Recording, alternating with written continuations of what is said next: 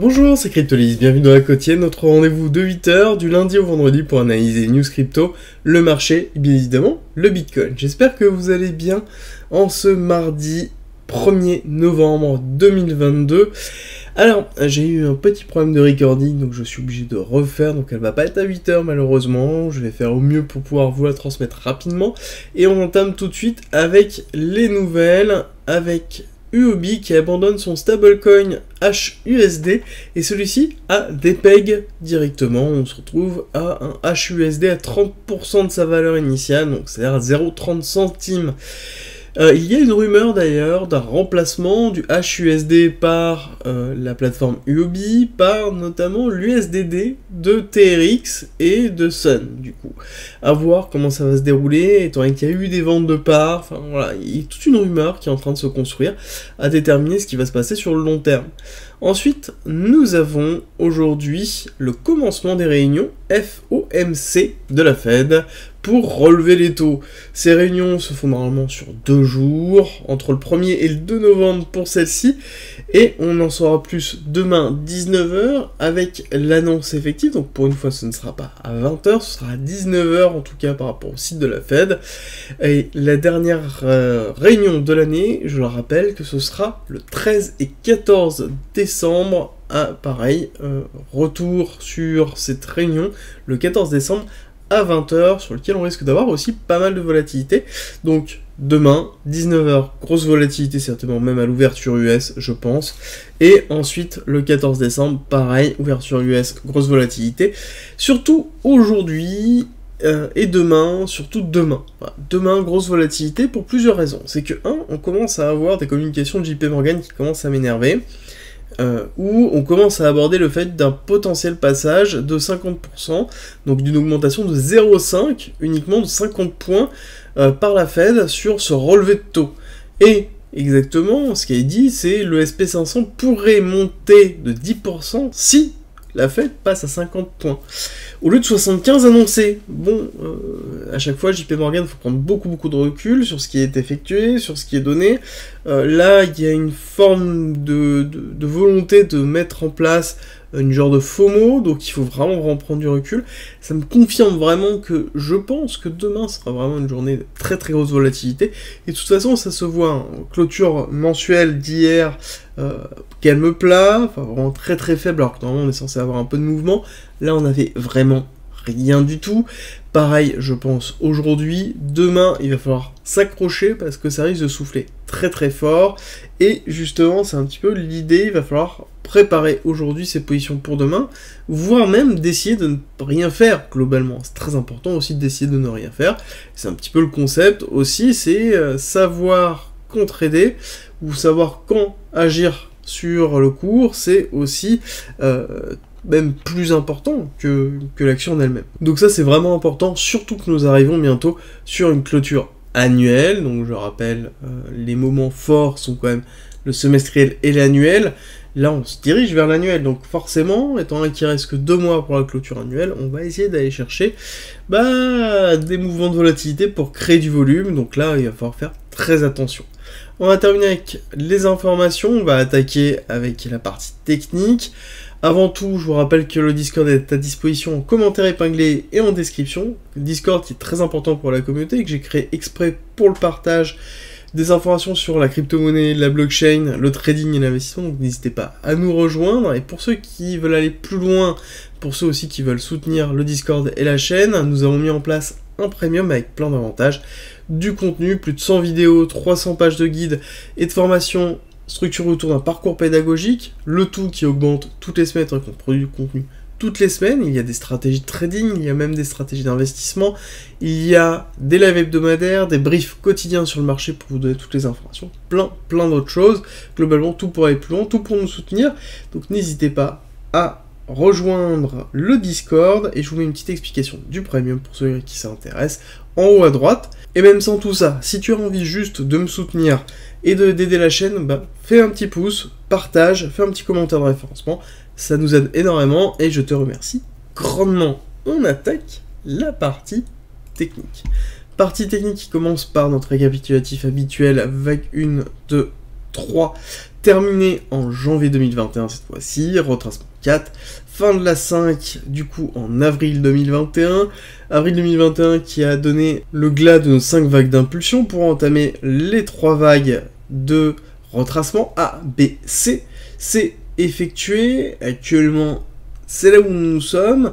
La grande question qu'on se pose, c'est est-ce que cette C est terminée, à savoir que la C fait l'extension 382 de la A sur la B, nous avons une B avec extension, C avec extension profonde, dans un order block, au-dessus de 786, entre le 618 et 786, dans une zone de rechargement long terme, classique très important pour pouvoir investir, rentrer en DCA si jamais on est intéressé par cet actif. Alors, à côté nous avons un BC, un AR, un ST, donc nous avons le ST qui prend la liquidité du BC, donc on est dans une réaccumulation de week-off, et ici nous sommes bien dans le sign of weakness, la partie basse de cette réaccumulation, et qui justement a pour vocation de faire une accumulation pour pouvoir repartir à la hausse et faire l'uptrust, donc un nouvel ATH. Est-ce qu'on peut descendre plus bas? Oui, nous avons deux niveaux. Un, le 786 à 14 800 $, 15 000 $ pour généraliser, dans lequel c'est un petit peu l'hypothèse que j'ai, qui est une forme de range pendant un certain temps de 25 000 à 15 000, à savoir que 15 000 n'est pas encore acté, il faut casser le plus bas qui a été laissé à 17 600, tant qu'on ne casse pas ça, on est toujours dans un retracement haussier, dans lequel on fait des plus hauts en attendant de casser le plus bas, donc le SC qui a été effectué. Est-ce qu'on peut descendre encore plus bas? Oui, nous avons un niveau qui est les 10 000, qui représente le 1,618 d'une prolongation d'une tendance baissière sur la C, donc derrière une prolongation de la A sur la B, on ira chercher le 1,618 avec l'order block qui se trouve ici. Par contre, ça sous-entendrait qu'on casse le dessus de la top de la 1 sur une C profonde, donc ce qui montrerait justement une impulsion très très forte du marché pour aller plus bas, d'accord? Donc pour moi, ça c'est valable si on a une news fondamentale très très forte, parce que techniquement pour break justement les 15 000 et break le top de la 1, ça sous-entendrait qu'on ait une cascade de liquidation, qu'on ait des événements très très forts. Est-ce qu'on peut les avoir actuellement? Oui, on pourrait, mais est-ce que techniquement et fondamentalement, on pourrait se dire que c'est ce vers quoi on va se diriger? C'est déjà beaucoup plus compliqué, hein, étant donné qu'on a déjà eu une grosse cascade de liquidation entraînée par UST et Celsius, et donc du coup la parité SETH et ETH. Bon, là actuellement, c'est vrai que le marché est quand même beaucoup moins leveragé. Quand je dis leveragé, c'est pas sur les futurs, c'est sur la DeFi, parce que ça, il faut pas oublier que la DeFi entraîne des clusters de liquidation avec les AM, les auto market makers, qui en fait vendent directement au marché quand les niveaux de liquidation sont entraînés, et donc du coup, entraîne des cascades de liquidation, bah là on a beaucoup moins, donc il va falloir faire là-dessus. Alors, pour nous entraîner à 10 000, il va falloir vraiment marquer le coup. Marquer le coup pour plusieurs choses. C'est que, déjà, on a une clôture mensuelle qui est plutôt positive, ça y est, on l'a clôturé, dans lequel on a un RSI qui lui, bon, quand même assez plein, on n'a pas de momentum, mais ça on le sait, on a assez peu de volume, on a quelque chose qui est un petit peu faiblard, et qui est justement symbole d'une représentation de ce qui pourrait arriver sur cette fin d'année, quelque chose qui range avec assez peu de volatilité, une forme de compression de la liquidité aussi, parce qu'on a assez peu de liquidité, on a une macroéconomie qui attend qui attend un changement de politique de la Fed. On sait qu'ils vont appuyer fortement jusqu'à ce que ça descende, l'inflation, et donc on va avoir des taux qui vont augmenter. Ce qui va être intéressant, ça va être un changement de discours de la Fed, potentiellement du coup demain, ou le 14 décembre, ou même, attendre tout simplement, patiemment, 2023, dans tous les cas nous sommes dans une zone intéressante long terme, et pourquoi, voilà, 10 000 est aussi intéressant, parce que quand on regarde un peu Ishimoku en mensuel, c'est une zone sur laquelle, en effet, on a un gros support du Kumo, sur lequel, beaucoup de personnes, ceux qui traînent notamment Ishimoku, on a tendance à aller chercher cette target. Je vous rappelle que c'est une target comme une autre, et que à chaque fois, on n'est jamais allé la chercher. Dans les précédents bear market, on n'est jamais allé la chercher. Donc ça veut dire que, bon, à un moment donné, il faut prendre un petit peu de recul, et pour moi, c'est la target, là, pour l'instant, qui est très loin d'être accessible, et qu'il va falloir patienter. Donc, clôture hebdomadaire, plutôt positive, pareil en Ishimoku. Si on va faire un petit tour en Ishimoku, on voit qu'on est en train de travailler, possiblement une rupture, donc il va falloir patienter cette semaine avec la volatilité que va apporter demain la relevée des taux, donc potentiellement, si jamais on a un changement de discours léger, ne serait juste qu'une intonation nous montrant que potentiellement, en effet, on a des indicateurs clés qui commencent à repasser au vert, etc., etc. On est quand même très très loin. Ce samedi, je vous ferai notamment une hebdomadaire pour reprendre un petit peu où on en est au niveau du shelter, au niveau de pas mal de choses. Vous allez voir que il y a des points de réflexion, mais aussi il y a des points qui sont quand même aggravants, donc il va falloir faire très très attention et comprendre un petit peu ça. Mais on est dans une zone un petit peu clé et sur lequel on pourra avoir un petit changement drastique dessus. Bon, personnellement, je pense qu'on est quand même loin, mais pourquoi pas, et qui pourrait nous entraîner justement sur une cassure.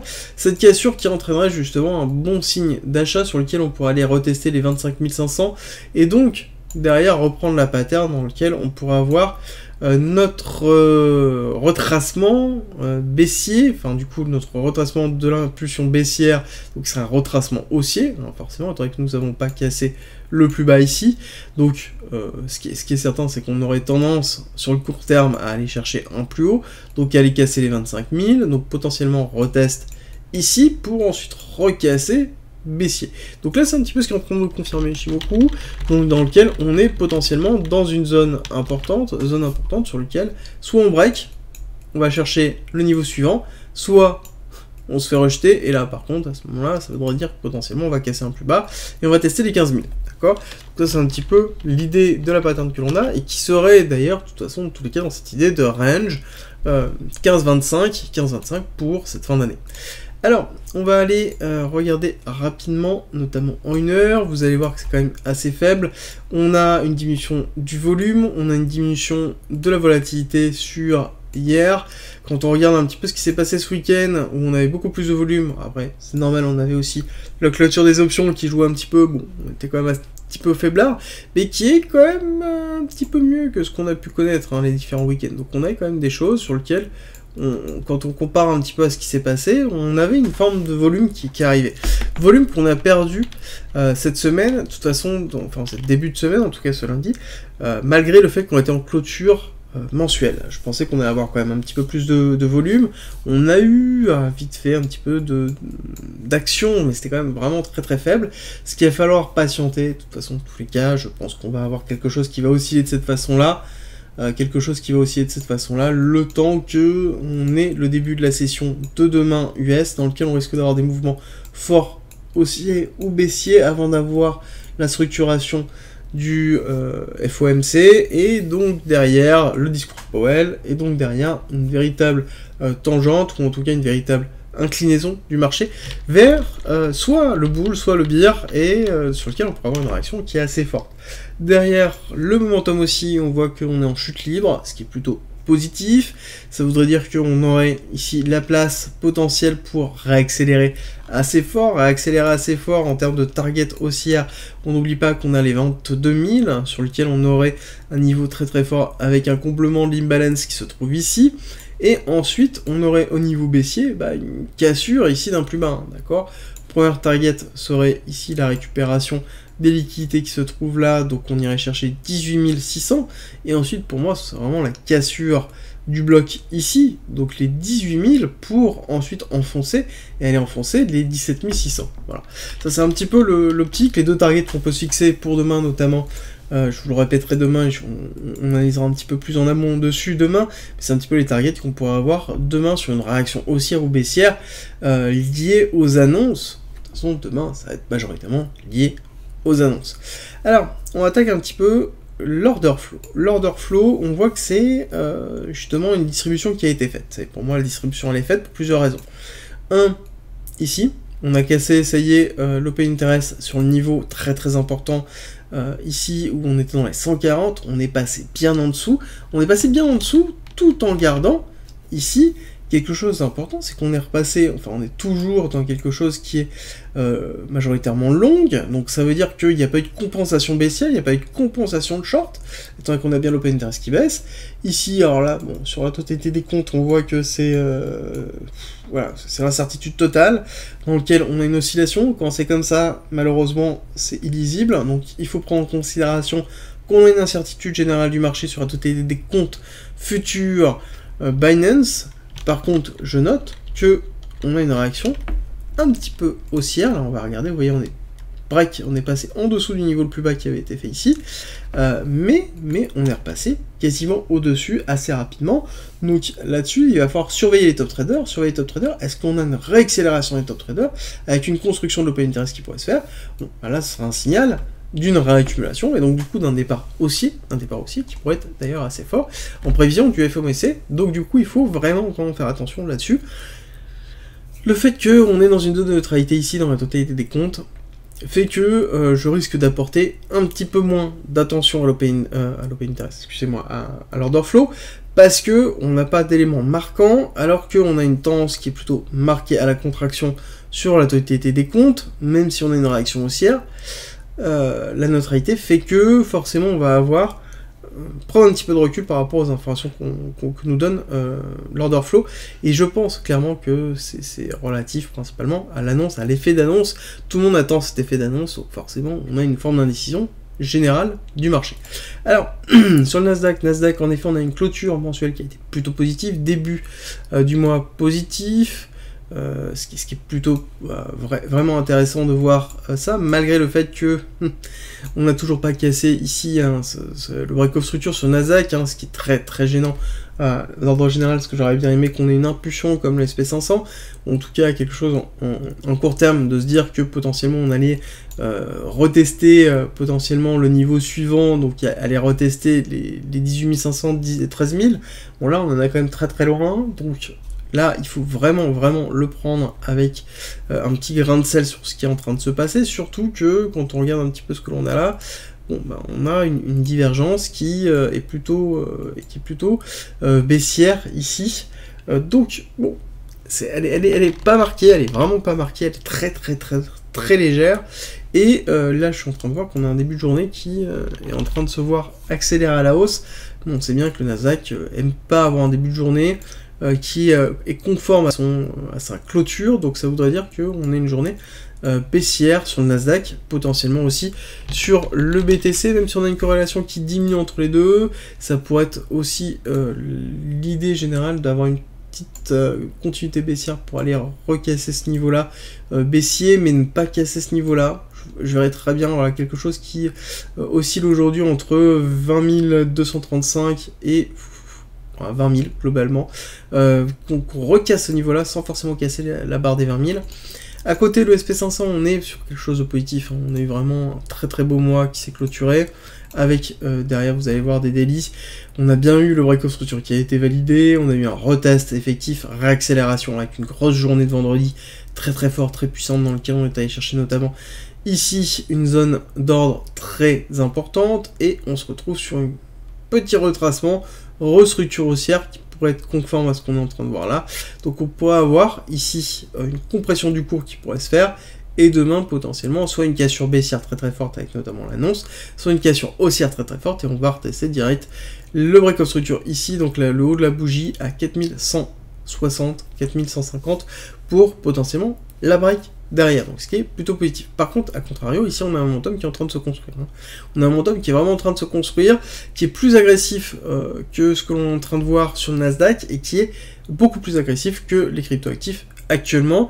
Donc on a vraiment cette notion ici qui est en train de se mettre en place. Sur les cryptoactifs, on a une phase d'indécision et de compression, alors que sur les actifs classiques, en tout cas en daily, on voit qu'on a peut-être quelque chose qui est un petit peu plus marqué. Même si en une heure, on voit que hier on n'a pas eu grand chose, on n'a vraiment pas eu grand chose sur lequel on pourrait se dire qu'on a un petit peu de volume. Bon, bah là c'est quand même très faible, en tout cas sur l'SP500 et le Nasdaq. Ensuite, on va aller regarder rapidement les actions, les bonds, pardon, excusez-moi. Les bonds, on va attaquer les bonds américaines, sur lesquelles on voit que en effet on a clôturé la semaine en positif. Rebond dont je vous avais parlé déjà la semaine dernière en vous disant que potentiellement ce serait très important d'avoir un retour haussier. On a ce retour haussier qui s'est validé, ce qui est plutôt positif, et il va falloir avoir une semaine qui vienne positif aussi, voilà, il faut repartir à la hausse, pour moi là-dessus, très important, sur lequel on pourra avoir une structure ici, accélération, retracement, réaccélération, pour aller retester ici le niveau supérieur sur les bandes de 30 ans qui ont pris vraiment le plus cher actuellement. Donc pour moi, il faut vraiment qu'on reparte à la hausse. Si on ne repart pas à la hausse, ça veut dire qu'on n'éloigne pas la possibilité d'un crash obligataire, donc on n'éloigne pas cette incertitude, on n'éloigne pas cette peur que l'on peut avoir de réaction en chaîne, et ça voudrait dire aussi qu'on a toujours peur sur le marché économique américain, et il faut effacer ça pour préparer derrière une structure de reprise, qui ne sera pas une reprise flamboyante, hein, qui sera une forme de neutralité pendant un certain temps qu'on va retrouver sur le Nasdaq, qu'on va retrouver sur le S&P 500, où on aura quelque chose qui oscillera de cette façon-là. Voilà, je vous ai déjà présenté depuis un certain temps, avec à un moment donné un mouvement, une session haussière qui fera un break-off structure, il sera le go de départ. Bon, là pour l'instant, on est quand même très très loin, hein, d'accord. Mais c'est intéressant de voir que on a repris une partie, et en monthly, on voit que bon, voilà, la première semaine a noté un départ potentiel. Ce qui serait bien, c'est qu'en effet, sur le mois de novembre, on arrive à reprendre cette bougie-là. Là-dessus, on aurait une belle validation d'un éloignement du crash obligataire, et donc derrière, on aurait un retour de confiance du marché économique sur les obligations américaines, et sur tout le reste de l'économie américaine. Ça voudrait dire qu'à un moment donné, on se rassure sur le fait que la Fed ne peut pas continuellement augmenter ses taux, et qu'on va avoir une diminution de l'inflation, qui ne sera pas forcément liée à l'augmentation des taux, mais qui sera du coup, entraînera directement une baisse, ou en tout cas une stabilisation des taux, et c'est un petit peu ce que le marché attend actuellement.